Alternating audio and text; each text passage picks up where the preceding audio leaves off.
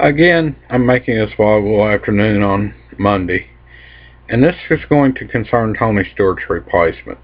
It is being reported on jski.com, and I will link to the article. As a matter of fact, I'm using the same link that I used in the previous vlog. You'll just have to scroll down a little bit to find it.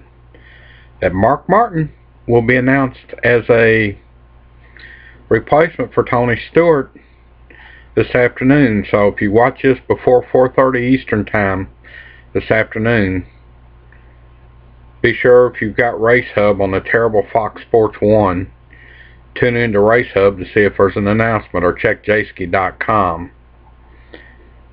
But being reported, Mark Martin will be named as Tony Stewart's replacement. Where I called Kurt Busch a bad fit, I'm going 180 degree different. This is a great fit. Mark Martin is out to prove nothing.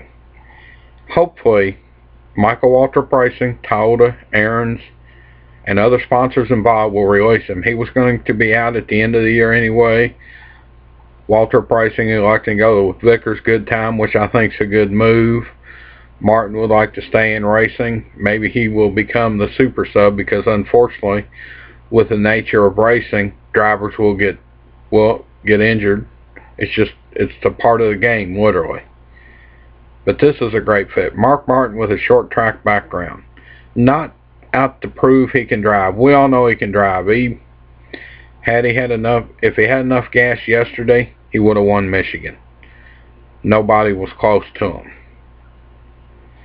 Harvick wasn't catching him, but this is a great fit. Not out to prove nothing. It's quite possible, if you listen to Dr. Jerry Punch, say 6 to 8 months from the injuries, it's quite possible Tony could be out into next year.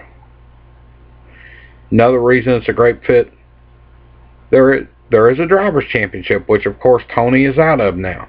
But there's also a Car Owners' Championship and a championship chase for the car owners.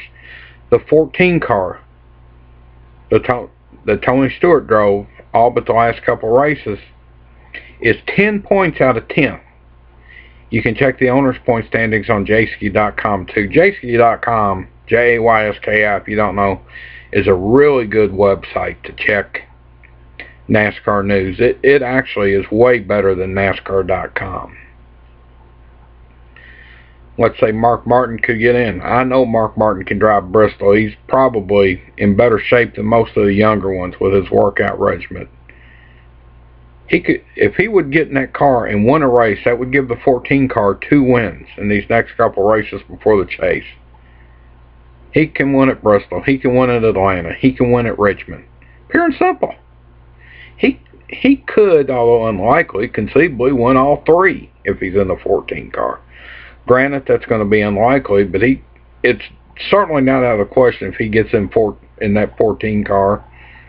And another reason it's a good fit, who did Mark Martin last win driving for? Rick Hendrick in the 5 car.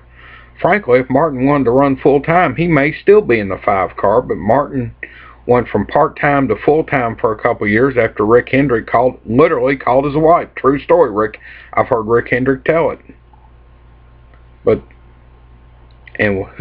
where does Tony Stewart get his chassis and engines? Hendrick. Now, yeah, I know it's a Gen 6 car and different, but Mark Martin has drove literally from the time they went to the current, from the 110-inch wheelbase from the big cars in 1981, he has literally driven everything they've had since then. Everything they've had since 81. Perfect fit for the 14 car. I hope Toyota, MWR, Aaron's let him out of his contract. Let him go be a super sub. You know, a driver can get sick. A driver could need relief help during a race. He could literally become the super sub. Trucks, Nationwide, Cup, he's won in all 3. Perfect fit for Stewart-Haas.